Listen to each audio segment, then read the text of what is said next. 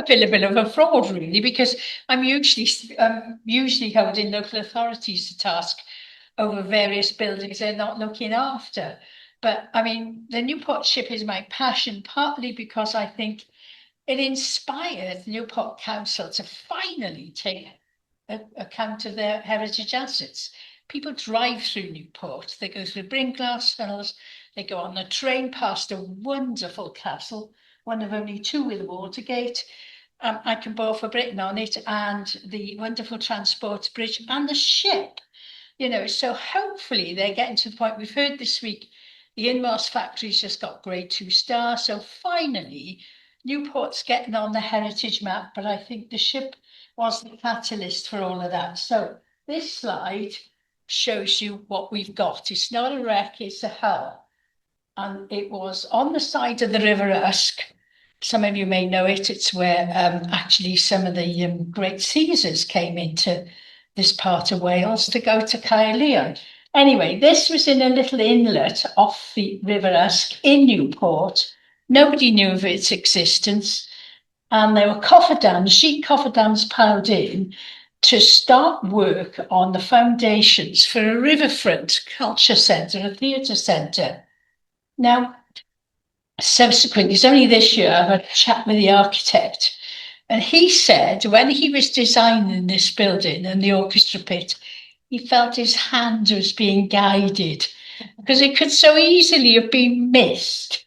These cofferdams were in, 17 concrete piles were drilled in, so the soil looking for through all that mud, so the base rock. You can see that the one of them has gone through the last step. And then they started finding these timbers. Of course, there was the Morgan Gwent Archaeological Trust had a watching brief, and it was like, oh, timbers. Could it be Victorian? But that much mud? No. So dendro was done. Nigel Naylin, who was, I think Brandon mentioned him yesterday, he actually did the dendro on it. It came back with early results of the mid-1400s. So all of a sudden, it was a real panic about this. Now, this is something important. I'll explain about the wreck after. You will see the other features. I hope this works right. Bottom one, is it? Good. So, as I say, this is the background to it. It was discovered in Newport in 2002, so that's 23 years ago. And it was found to have been, the ship was built in the mid-1400s. That was the initial. We've had better dendro and isotopic analysis. And of course, all of the indications were originally they were trying to match it to British ships, the timbers, but of course ended up in the Basque Country, which I'll explain. And it was with trading links with the Basque Country, because this is just after the end of the 100 Years' War, which is in fact over 100 years. We'd lost Gascony in 1453, so there's no wine trade coming up from the Bordeaux region. And the wine is coming up because we know that because there were parts wine casks left in the ship. So they're trading with the Iberian Peninsula. Also, they didn't have such a problem with the death from the Black Plague of the 1300s. So they sort of recovered from that. So the wine trade is going on between the Iberian Peninsula and Bristol. Of course, Bristol, everybody knows Bristol as a wine centre, and that's gone on for hundreds of years.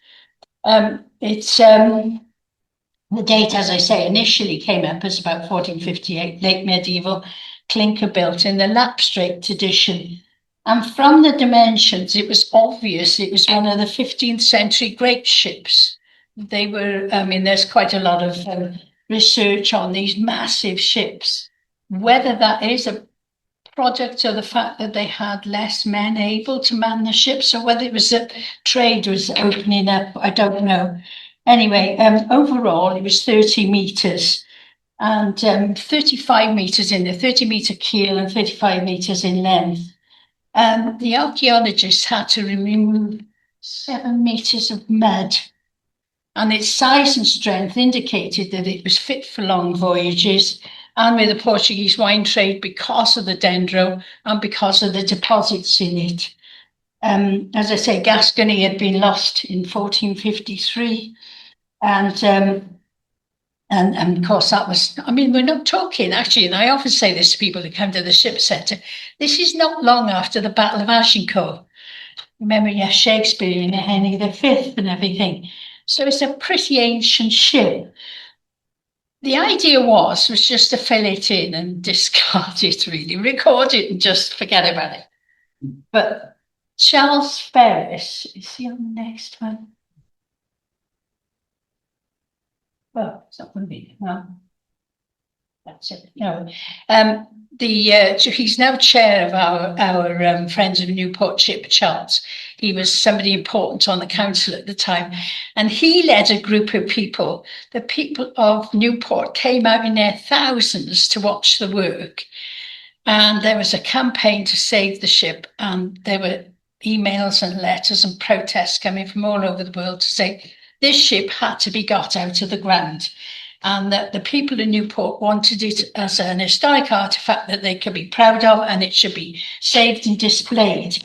So then it became known as, they set up, a few years later, we set up the Friends Save Our Ship, and it's still SOS. This is the current magazine. I've got a few if anybody wants them.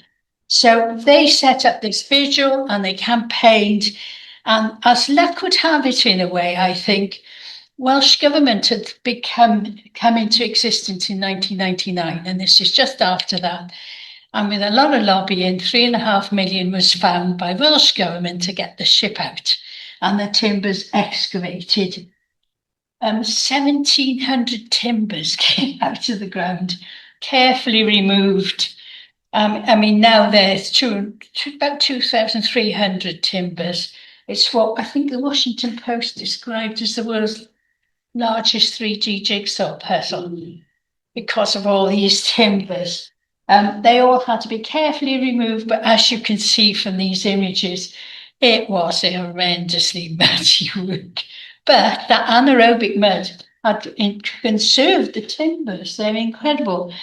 So the first stage is to get them out and into tanks. So they went into these huge water tanks in a warehouse on the other side of the Usker where we are now in Maes Glas, and the process of cleaning all the mud off.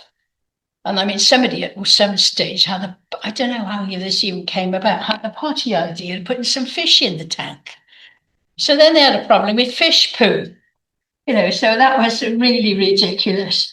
And they had to get rid of all the mud, and then of course they had then had to get an ammonium citrate solution into the water to remove the iron concretions on it, because there are a lot of those, because there was about 30,000 clench nails in it, which had of course corroded, not lasted as well as the timber under the mud. So that was a horrendous process. Then the next stage is gradually introducing polyethyl glycol into the solution. So that replaces, by a process of sublimation, the water in the cell structure with polyethyl glycol, which I tell everybody is in your toothpaste and on your face cream, which they're all a bit appalled about. Anyway, but meanwhile, they started on the 3D modelling. This is showing them doing the cleaning. And each individual timber was kowtowed. That's what the little things are. So we know each timber has its own size, its own identity, its own tag. There's Charles with his group.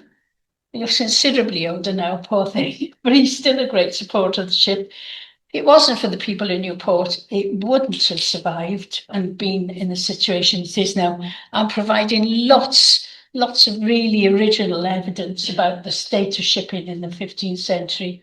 And I think it's good for the people in Newport to know they've got something of this global, internationally important standard. As for the contact digitizing, you can see the shipwrights marks. I mean, we haven't quite worked out how they, what they mean. I mean, I would understand better if they were stonemasons marks, but the shipwrights marks, and also that little star I mean, this is a clench nail this size, and that's a tiny little star you can see in perfect detail, impressed in the timber from hundreds of years ago, which would be the ironmaster's, the ironsmith's maker's mark. So it's an incredible, but of course, this took ages. There were 4 firearms. They're called these digitizers. Everything was extraordinarily slow, painstaking process of recording everything with these. And that meant we got this huge database of information. And these are some of the artifacts. So the digitizing goes on that it's taken 20 odd years because of that slow process of recording everything, forming a database, and then conserving all the timbers. And these are some of the artifacts we've got. We've got cloth, bit of cloth. I mean, it's like wool, twill, and combs. There is a knit, double-sided comb, which is knit comb. The favourite exhibit we got is the Poulain shoe. These were subject to sumptuary laws even then. I mean, a lot of those came in with Elizabeth I, but these were then. This is an inch too long, so you can imagine he wouldn't have been crew trying to get around sorting himself out in that. We've got some replicas. We've got a sort of handling collection as well. The gaming pieces, 9 men's Morris, shot. We got lots of shot came out of the excavation, and that proves that it obviously had to be defended. There were bowls, and it's a Portuguese medicaceous stripe of ceramic made where there's an archer's wrist guard again, which indicates that they had problem with pirates, which I imagine was, it's obvious at the time, especially carrying all that wine. And part of a helmet, which has a phrase from St. Luke, which is like a sort of talisman to keep him safe. The coin in the corner is, there was 5 coins that were found, which Portuguese, which also adds to the fact that the flora and fauna and all the other indications that it was a Portuguese boat. This is a French Petit Blanc from the time of the Dauphin, and it was minted in Cremier in 1447. Now, this was found not with all the detritus that came out. It was found when they were cleaning the keel, and it was buried in the keel. So that meant the ship couldn't have been older than 1447. So that gave us a starting point, and everybody was very excited about that. And again, that was obviously put there to keep the ship safe. This is a sort of an assessment. Because of all this data we've accumulated on all the timbers, all the individual timbers, with the computer modelling that can go on now, we can work out roughly how the ship looked. So the brown is the bit we've got in the lower hull. And I'll explain how they became to be in place. The blue is the waterline, the green level is sort of indirect archaeological evidence, and then you've got the rest is from a sort of extrapolation from contemporary iconography and that sort of thing. The cargo, it shows how the cargo would have been stored, and there were parts of wine casks left, and some of them had holes. So obviously the crew were tapping into these wine casks. I mean, who wouldn't? You're in a wooden bucket and you're going across a Bay of Biscay in a storm, a gale or something. I think I'd need to be tapping into the wine. It's carrying the equivalent of 225,000 modern bottles of wine. So that's an astonishing amount of wine. And I don't know if that was going to the peasants or the nobility, but I imagine it was going to some of the local lords. And it was obviously a proper consumer trade going on there. So there were trade links with Britain and Iberia because of the fact we've been fighting France for 100 odd years. It's also at the start of the age of exploration. This is the current iteration of the ship. We know they were keeping live animals on the ship for the voyages, which were pretty lengthy. And also, it's pre-hammered, so they're sleeping on pallets or just on the decks and things. We know there was people guarding the ship, the archers, the wrist guard and that sort of thing. I mean, I questioned whether there would be 3 crow's nests. Toby's convinced. I'm not so convinced, but he knows more than I do. They worked out all the size of the sails and everything, and it was triple masted. So it is quite an impressive piece of ship. Total displacement is nearly 400 tons, which I was thinking that was a third of what was mentioned this morning. The main sail would have been 255 square meters, taken 40 mariners to heft those sails. And they reckon it probably did 6 to 7 knots in a force 3. So it's quite some vessel, really. The other thing I was thinking of to note, the bilge pump. My granddaughter's had an obsession with this bilge pump from the age of 2.5. I think it's the sound of the word. It was always thought they came in the 1500s, but there were 4 bilge pumps on this ship. And in fact, even the spear, the valve, the leather valve, the footing and everything, there is even a wicker basket at the bottom of one of the bilge pump holes. But they couldn't rescue that. It was just too fragile. So, I mean, it's pioneering technology being used on this ship at the time. This has come in the last few months. Show it because this is what had happened to it. It had been brought into Newport for repairs and it sort of fell over. So that's the sort of in the stage where they'd stripped up the top and then they cut down the bow side, and then it fell onto the starboard side and was crashed outside. As noted by Christopher this morning, shipbuilding techniques for this were ancient, and they used compass-grown timber from carefully managed woodlands, and that will come up in the film. Logs were brought to the boatyard, kept in tanks until they were radially split. Then there was a whole industry producing these clenched nails, as I say, about 30,000. And then the luting, we've got some of the tar luting, the tree tar, and it still smells of tar after all these years. This is the future, hopefully. The council are in discussions at the moment about a temporary space, a reassembly space, with an invisible cradle to support the reassembled timbers using fibre-reinforced polymer panels. Swansea University are helping design that, the engineering department. And again, this is very much experimental, like the Bronze Age boat, because, there will be some distortion, although the way it's gone through the process of cleaning and conservation, there doesn't appear to be too much because we've already started to put some of it together. But there may be some distortion. That's going to be quite an interesting one. There's next slide is all the information we've got. There's an article in the National NAS Journal. That's about the isotopic analysis and things. That's really complicated chemistry. Nigel Naylin, of course, he was mentioned yesterday by Brandon, I think. He's done a lot with us over the years. And actually, he walked into the centre one day carrying a great big piece of Mesolithic timber. He was bringing it in, so we got all sorts stuffed in the store. So it's a complex process. We had a conference in 2014, and the book, The World on the Newport Ship, explains all about the trade in the context, the historic context of what was going on in particularly in the Severn Estuary. And then we've got our new guidebook. I've got copies of it here. If anybody wants one, I can sell you one for £5 at a bargain.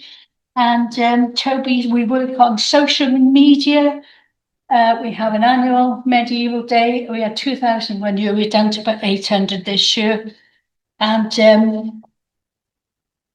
something I'll tell you about trial and error after. I've got a QR code here. We've got for access to a VR image. Now, this is how they look. If you click on the VR code, this is how the ship comes. In the left-hand side, it's in Toby's office, hovering over the desk, considerably shrunk.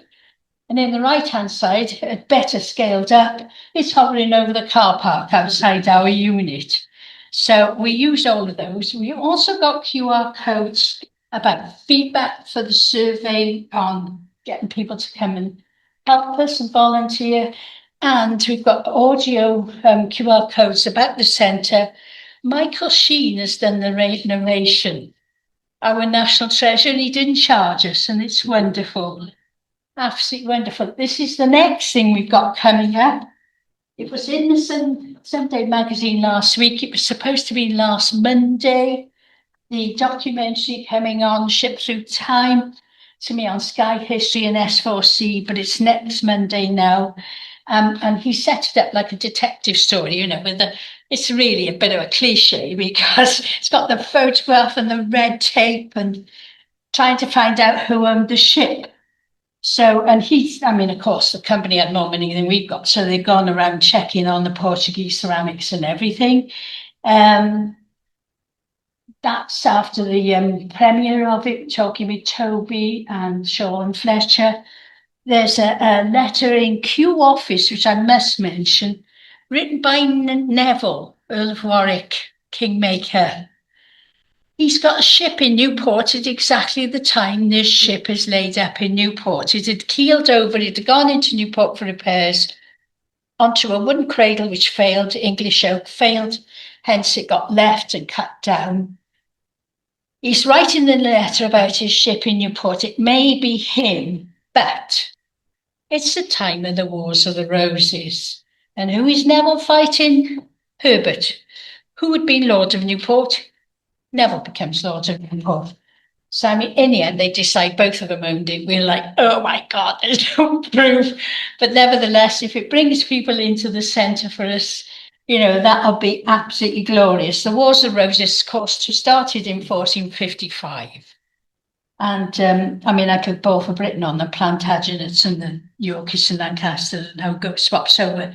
But by 1471, just after the ship has been into the inlet and fallen over and stripped out, at virtually the same time, the Lancaster line was ended. In 1469, William Herbert and Lord Neville, he was killed in the Battle of Edgecote. So it's possible that Warwick grasped all of Herbert's Newport acquisitions, as it were. So it's a horrendous problem. It's fabulous for us, and we're quite excited that hopefully this will go global and people enjoy it because it's a good narration. You know, Sean Fletcher is very, very personable and he's genuine. And I don't think they tell him anything as he's going through this process of exploration about how the ship got into Newport, how it fell over, how it was found, how it's been preserved and everything. And in how it then ends up in this documentary. And this is the image of the Q&A after in the riverfront. And the premiere of this documentary was held in the Arts Centre above where the ship was found. So that was rather wonderful. Our chair, Charles, went to this last week. It's the launch of the Botadura, faithful reproduction of a very similar ship from one of the boatyards along that San Sebastian Basque area. Charles thought it was a magnificent occasion. And Francesco Barbieri was the shipwright who started all this forever ago. He wants to make a reproduction of our ship. We've asked him if he's going to pay for it. So that's fantastic. Going back to yesterday's comment, because I'm more buildings, Council of British Archaeology have done a public user needs survey, which they call trial and error, which is rather good for archaeology, I think. An awful lot of our age group, let's say, are the ones keeping heritage going. The younger ones want to be there. They want to do it, but they want to do it online. And walking back to the hotel last night, Saturday evening, University Gym is full of young kids, keeping fit to look good on their Instagram or whatever it is. And I'm thinking, look, you lot, don't just look at it online. Get out and do some work with building a Bronze Age boat or something. Keep yourself fit that way or whatever you want to do. Another group I'm involved with is a Kyra Hillfort project. Just do that sort of thing. You just think, come on, how do we get them to come up after us? Because we're all dying out and we're all getting too old for all of this stuff. So it's really important. Also at the ship centre, we got the remains of a Celto-Romanic boat from Barland's Farm and the planks of a sewn Bronze Age boat at the centre. So I think that's it. Now you can have the film. But I'd like to stop these. And as I say, we've got some other things you might be interested in. Okay, thank you.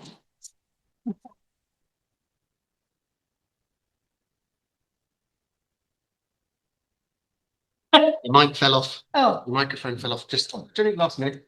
Right, we've got a little film just to play, just to wrap up of the Newport Ship before we finish. If I can get this to work. yeah, sounds good. Hopefully, if I can just literally just drag it across here, full screen this, press play here.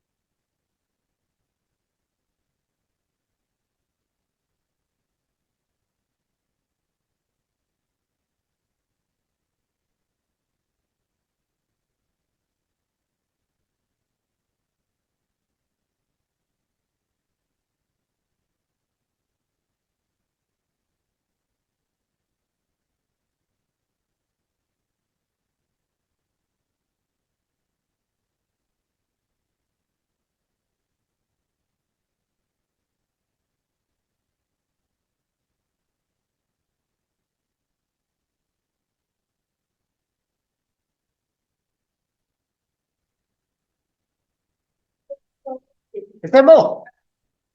This is where it ends up in the. Oh, I thought that was it. This is the first one we did, and then we wanted to show about the management list. I feel like I'm binging a box. Got them by one chap in Manchester.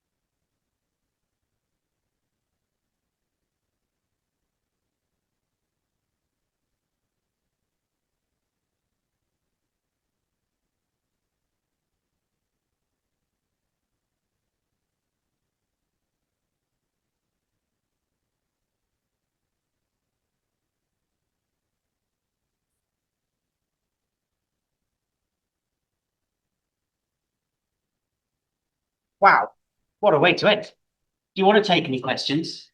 Do you want to take any questions? Because you just went and sat back down again. That was, I haven't seen that, like probably everybody, I don't know, maybe other people had seen that before, but I'd never seen that before. When I go to museums and I see the little models of landscapes and, you know, castles being built or the vaster shipyards, I just brought it to life. That was astonishing. You want a question? Of course. Come. I'm sure if anyone's got a train to catch, I'm sorry, but we're running a little late. Yeah. I really wanted to see this. So come and stand by the microphone. Come stand by the microphone. I hope that explains it all to you. Hang on. I hope that explains it all to you now. You know, I mean, it's an incredible find for Newport. So nearly didn't happen, as I say, because the architect got to put the orchestra pit somewhere else. I mean, we're sure there are more like it, but there were now. I don't. I think the council will go mad if there were any more. But it's a wonderful find for what it tells everybody about shipping in the 15th century. You know, there's all sorts of research going on that's never gone on before. All sorts of innovative stuff happened with those ships at the start of the age of exploration. And now for the next stage of reassembly and getting everybody to think, wow, this is globally important, you know. Which is why I think the documentary we feel is really important for us, just to get our name out there because it's quite hard, you know. So if anybody wants a guidebook, £5 a bargain, and it's got that wonderful thing in the back. Okay, let's take some questions. Go on. My hand. Yes, Jane. Oh, two of you. Done one examination for you. I mean, what is his background and his knowledge of how the ship was built and where the archaeology? He's just a one little guy in Manchester who takes instructions from Toby and Nigel, really, basically. And all of us sort of done together. It's amazing. It's a stunning animation. I think it's a fantastic animation. Yeah. And we had crowdfunded the first bit. Some friends of mine gave a good chunk, which is nice because we feel that whole story about where the timbers came from, how they identified the trees and managed, you know, it just proves that those links with the continent have gone on from the Bronze Age, from those copper ingots, you know. We think of trade now on motorways, but I mean, the sea was the motorways of the time, and it's just proof of that. But I was just thinking along the lines when we talk about Mary Bird and just the dive kit and, you know, relatively simple things that we would notice with, you know, for instance, you know, the helmet that was on the tank. So, and yet, you know, the animation here for the shipbuilding and the tools they were using, the way, you know. Yeah. I mean, people love the animation, and then we take them into the store so they can actually smell. It's more the smell gets them, the timbers, and the smell of the luting and everything. You know, we've got a handheld collection, and the kids love to come and dress up and get their teachers to dress up. So we do all sorts of whatever we can think of to get the message out and get people to rave about it. And if you go on the website, you can see the film again because you put it on our website. Sorry. Anne, I just, the animations are great. I'm just questioning whether they would have built the ship, they would have taken the timber to the ship, or they would have built the ship where the timber was, which is what. Well, I think that's research they've done because we've been in touch with this. The ship has been completed and launched last week. They've given us a lot of information on there. This is why they want to do a replica, because they feel that this ship belongs to them as much as it belongs to us, the Albaola people. And, you know, they really want to, because there's so few, again, there are so few young people learning those shipwright skills. And they want to keep that going on. So they want to do a replica of our ship so they can encourage more youngsters, because they know they've researched their past pretty well. And the other question is whether a ship would have been built in a dry dock or been built on a heart, sloping land like they did in the New Forest. I don't know about that. I mean, as I say, I'm not a maritime archaeologist, but I mean, to me, it took me a long time to get my head around the idea of clinker build, that you build the hull planking first and then you put your frame in. You know, from a builder's point of view, that's actually, counterintuitive to the way you build a building. You know, you wouldn't put the bathrooms and the bedrooms in and then build the walls. You just don't do the frame that way. But there we are. That's the way. I mean, there's quite a lot of research because it's a Viking tradition. So I think that's what's led through. How that leads through to the Iberian Peninsula and the Basque Country, I don't know. That's beyond me. I think in